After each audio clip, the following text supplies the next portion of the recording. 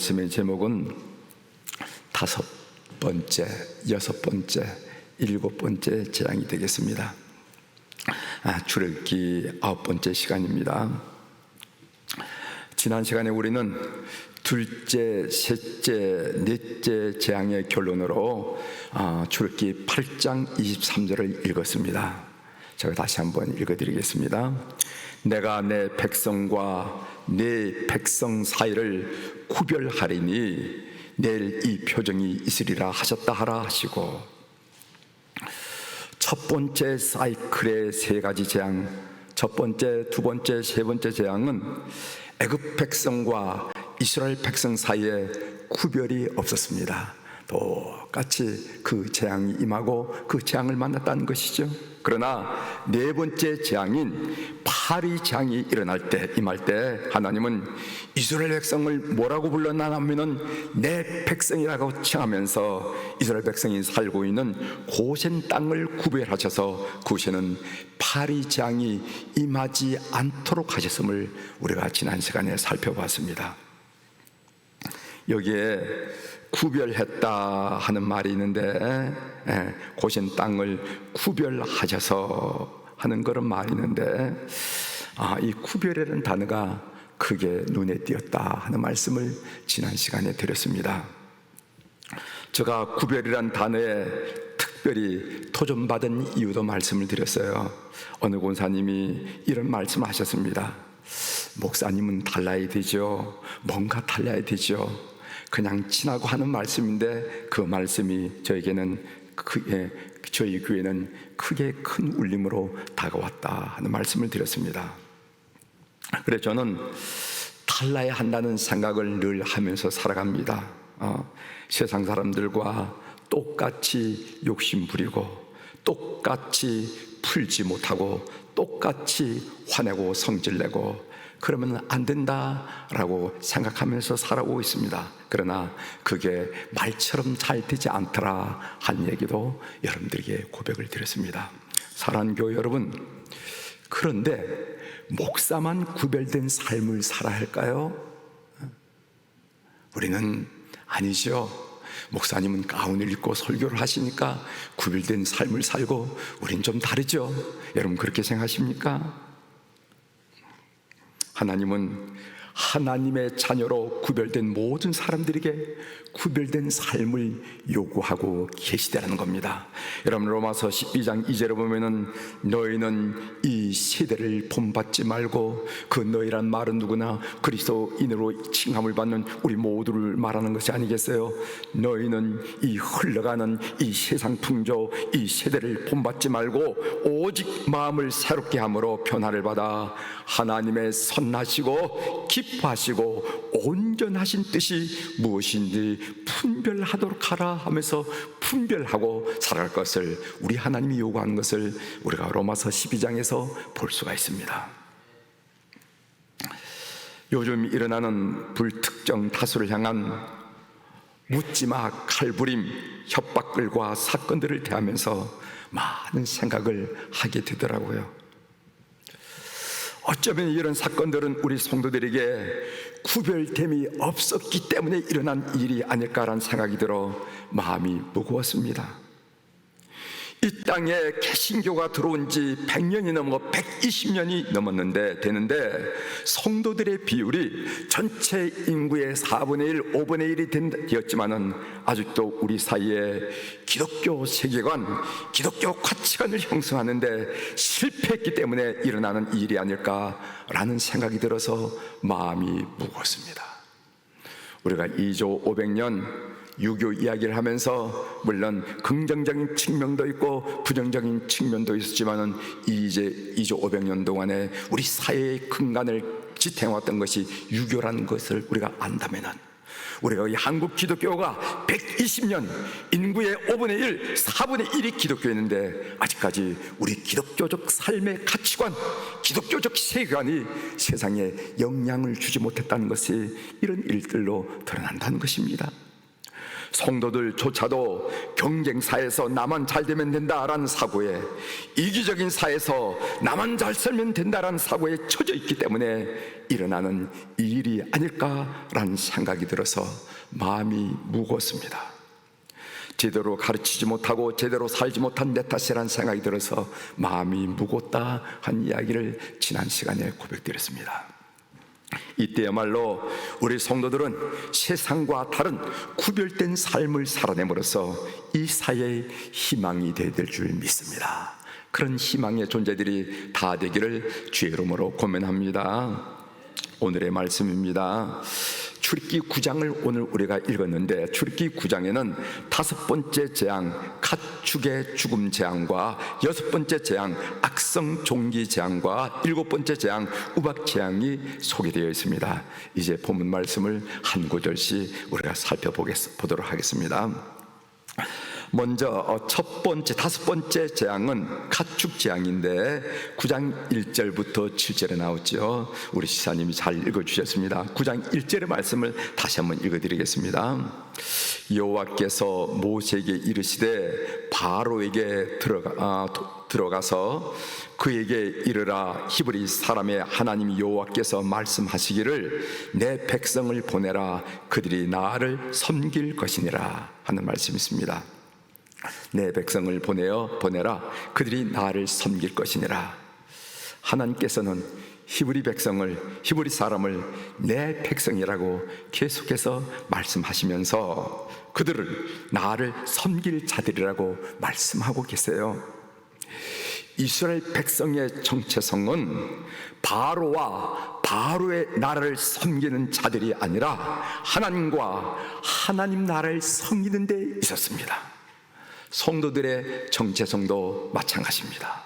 우리가 이 땅에 발을 디디고 너와 나와 이웃하고 살아가고 있지만은 우리 성도들의 정체성은 하나님과 하나님의 나라를 섬기는 데 있습니다. 그래서 마태복음 6장 33절에 보면 그런즉 너희는 먼저 그의 나라와 그의 의를 구하라. 그리하면은 이 모든 것을 너희에게 더하시리라. 그것이 바로 성도들이 존재하는 이유고 성도들이 살아가는 목적이라는 것입니다.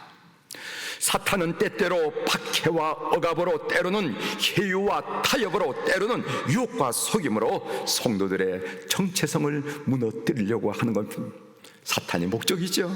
성도들의 정체성은 하나님과 그의 나라를 섬기는 것이다 하는 것을 새롭게 마음에 다짐하시길 바랍니다. 그렇다면은 하나님께서 이스라엘 백성들에게 애굽 땅을 떠나 하나님을 섬기라고 하시는 이유가 무엇일까? 그 이유가 무엇일까? 여러분 이런 질문 가끔 해보시죠. 왜 그랬을까? 왜일까? 이런 질문하는데, 하나님께서 이스라엘 백성들에게 애굽 땅을 떠나 하나님을 섬기라고 하신 이유가 무엇일까? 하나님은 그들이 고센 땅에서 맛있는 음식을 먹고 풍성한 농산이 먹고 사는 것이 너무도 보기 싫어서, 아니면 하나님은 그들 위해 군림하고 싶어서일까요? 아닙니다. 애굽 땅을 떠나 하나님을 섬기는 것은 이스라엘 백성들에게 있어서 죽느냐 사느냐 하는 문제였습니다. 이스라엘 백성이 애굽 땅에 있으면 죽습니다. 이스라엘 백성이 사는 길은 애굽 땅을 떠나 가나안 땅에서 하나님을 섬기는 것이라는 거예요. 여러분, 짐승은 본능적으로 위기를 살고 죽는 것을 잘 안다고 합니다. 그래서 쓰나미가 밀려오면은요, 쥐들이 먼저 알고 산으로 도망가고 코끼리들이 먼저 알고 울부짖고 움직이고 이런다고 하잖아요. 그런데 사람은 잘 모릅니다. 사람들은. 그래서 하나님은 이스라엘 백성들을 살리기 위해서 애굽 땅을 떠나 하나님을 섬기라고 명령하시고 이 일에 순종할 것을 요구하는 것을 우리에게 보가 됩니다. 우리 출애굽기 9장 3절을 넘어갑니다. 3절, 여호와의 손이 들에 있는 내 가축 곧 말과 나귀와 낙타와 소와 양에게 더하리니 심한 돌림병이 있을 것이며, 심한 돌림병 가축 전염병이 재앙이 가축에게 임했습니다. 여기에서 가축이라고 통칭되었지만은 이 재앙은 특별히 소를 겨냥했어요. 이집트인들은 재물의 신인 아피스 신을 섬겼는데 이 아피스 신이 어떻게 형상화되었냐면 소로 형상화되었습니다. 그래서 이집트인들은 소를 얼마나 중요하게 생각했는지 지금도 그 사카라라 하는 지역이 있는데 그 지역에 가보면은 소를 미라로 만들어 사람만 미라를 만든 것이 아니라 그 미라를 보면은 고양이도 미라를 만든 걸 보게 됐어요. 이 소를 큰 소를 미라로 만들어서 보존하는 수많은 대리석관을 보게 됩니다. 대리석관이 한두 개가 아니에요. 30개가 이열 정도로 쭉 놓을 정도로 지하에 그럴 정도로 그 대리석관이 있는 것을 보는데 그 대리석관에는 뭐냐면은 소미래가 있다는 것입니다. 성경에도 그 흔적이 나와 있죠. 여러분 출애굽기 32장에 보면은 아론의 금송아지 우상 이야기를 여러분 잘 아실 줄 믿습니다. 모세가 시내산에서 내려오미 더딤을 보고 이스라엘 백성들이 그물과 만든 우상이 바로 소 우상이었습니다. 왜 하고 많은 동물 중에서 소 우상을 만들어 경배했을까요? 왜 하고 많은 동물 중에서 소 우상을 만들었을까요? 그것은 이스라엘 백성들이 애굽에 있을 때 애굽 사람들이 소 우상을 섬기는 것을 많이 보았고 때때로 그들이 참여하기도 하고 그들에게 익숙하고 또한 소는 재물에 관련된 우상이었기 때문일 것입니다. 그들에게도 재물이 중요했습니다. 그래서 다섯 번째 재앙으로 가축을 치었다라는 말은 우리가 가지고 있는 채무를 치었다라는 말의 다름이 아닙니다. 즉 주식 가치가 떨어지고 사업이 부도나고 뭐 이런 걸 말하는 거겠죠. 가축이 죽어 나자빠졌습니다. 소가 쓰러졌습니다. 재물이 반토막이 났습니다. 그런데 재물의 신인 아피신은 속수무책입니다. 하나님 심판 앞에서 아피신이 얼마나 무력하고 형편없는가를 절감하는 순간이었어요. 학계에서 2장 8절을 보면은 은도 내 것이요 금도 내 것이니라 만군의 여호와의 말이니라 하는 말씀이 있습니다. 역시 재물의 주인은 하나님이시다 하는 것을 이 사건을 통해서 명명백백하게 그들 백성 가운데 드러내 보여주신다는 것입니다. 여러분 출애굽기 9장 7절 보시세요. 바로가 사람을 보내어 본즉 이스라엘의 가축은 하나도 죽지 아니하였더라. 그러나 바로의 마음이 완강하여 백성을 보내지 아니하니라 하는 말씀이 있습니다. 바로가 사람을 보내어 본즉이라는 말씀이 있어요. 아마 바로는 이 재앙이 하나님의 특별한 기적이 아니라 자연 현상이기를 바라고 사람을 보내어서 확인하고 싶었을 것입니다. 이쯤 되어 바로가 손을 들면 어떻게 됐을까요? 이쯤 되어 바로가 눈치를 채고 이게 아니구나 하고 항복하면 어떻게 됐을까요? 연이은 장돌로 인해서 애굽의 경제 체제가 무너졌습니다. 사회 체제가 망가졌습니다. 바로의 권위가 심하게 흔들렸습니다. 그러나 바로는 이스라엘 백성들을 보내지 않았어요. 왜냐하면은 이스라엘 백성들은 그 나라를 떠받치는 노동력, 여러분 우리가 인구 절벽을 얘기하면서 노동력 얘기하고 있잖아요. 노동력 얘기. 노동력이었고 또 다른 의미에서 그 노동력은 그들의 재물이나 마찬가지였기 때문에 그렇습니다. 그는 죽는 순간까지 재물을 붙잡고 싶었던 것입니다. 이게 인간이라는 것이죠. 이제 여섯 번째 재앙을 한번 보겠습니다. 이 여섯 번째 재앙은 악성종기 재앙인데 9장 8절부터 12절에 나와 있죠. 여러분 제가 읽으라 한 부분 함께 읽으면서 이 부분을 한번 살펴보도록 하겠습니다. 이 악성종기란 염증을 동반한 일종의 피부병을 말합니다. 출애굽기 9장 8절 9절을 제가 읽어드리겠습니다. 여호와께서 모세와 아론에게 이르시되 너희는 화덕의 두 움큼을 가지고 모세가 바로의 목전에서 하늘 향하여 날리라. 그러니까 화덕엔 재가 있잖아. 재를 이렇게 날리라는 거예요. 날리라는 건 하늘 향해 날리라. 그 재가 애굽 온 땅에 티끌이 되어 애굽 온 땅에 사람과 짐승에게 붙어서 악성 종기가 생기리라. 이렇게 얘기했어요. 재는 고대 이집트인들이 피부병을 비롯해서 질병을 치료하는 여신이 있었는데 그 여신의 이름이 세크멧이에요. 세크멧. 이 재는 그 세크멧을 나타내는 것이라는 거죠. 이 신은 암사자로 형성화되었습니다. 이제 죄는 질병을 치료하는 것이 아니라 질병을 유발하고 있어요. 악성 종리는 애굽 사람들에게 위상적인 차원에서 문제만 이야기한 것이 아니라 제의적, 종교적인 차원에서 문제를 이야기했음을 암시하는 글을 보게 됩니다. 여러분, 출애굽기 9장 11절에 보면 요술사들도 악성 종교로 말미암아 모세 앞에 서지 못하니 악성 종교가 요술사들로부터 애굽 모든 사람에게 생겼음이라. 그러니까 제사장들마저 악성 종교가 생겨 부정하게 됨으로써 제사를 드릴 수 없다는 것입니다.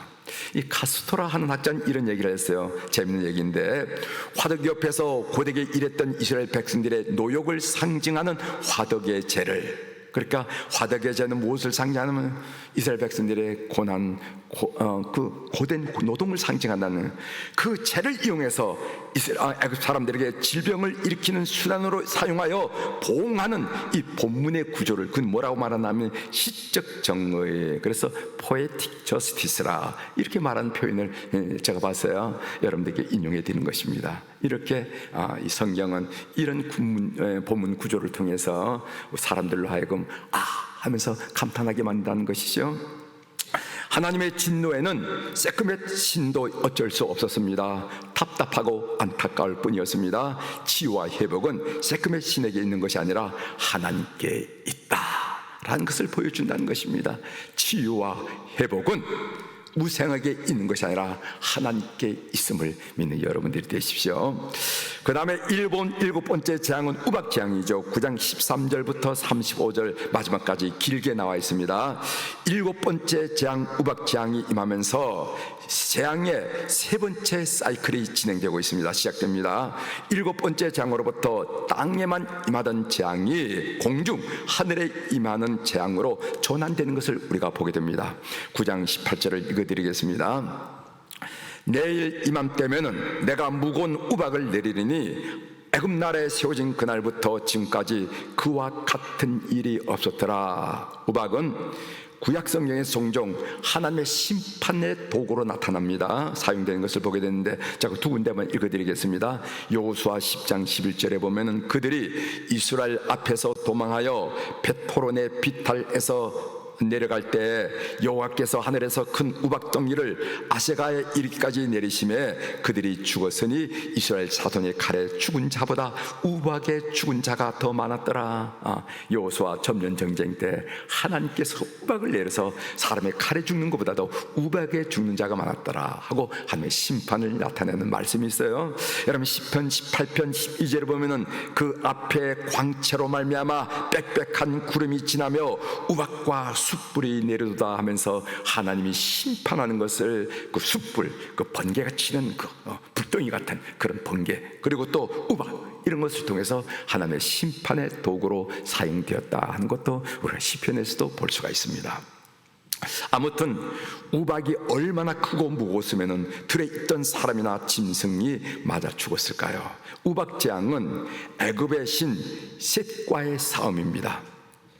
이집트 신화에 보면은 셋신은 하늘에 계신 누트와 땅에 나신 갭 사이에 태어난 5명의 신이 있는데, 그 5명의 신 가운데 네 번째 신이 셋신인데, 이 신으로서 우박을 포함하여 바람과 폭풍, 소위 하늘에서 일어난 일들을 관장하는 신이 바로 셋신이라는 거예요. 하늘에서 우박이 떨어져서 사람과 짐승이 죽어나가고 있는데, 그러나 이것을 관장하는 셋신은 아무것도 할 수 없었습니다. 아무 말도 없었다는 것이죠. 우박재앙의 경고를 듣고 반응을 달리하는 애굽 사람들이 있었습니다.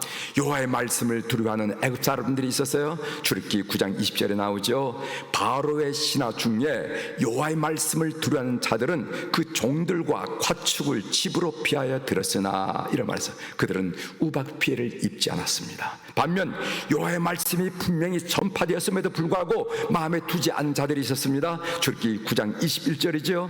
여호와의 말씀을 마음에 두지 아니한 사람은 그의 종들과 과축을 들에 그대로 두었더라. 그들은 우백 피하를 고스란히 받았다 하고 말씀하고 있습니다.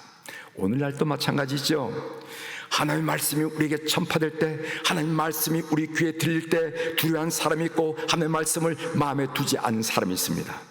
사랑하는 교회 여러분, 하나님의 말씀을 두려워하는 여러분들의 삶이 되길 바랍니다.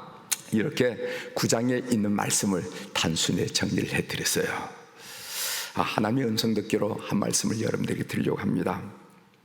본문을 읽고 묵상할 때 하나님의 경고라는 단어가 머리에 떠올랐어요. 하나님의 경고. 여러분 9장 19절에 그런 말씀이 있죠.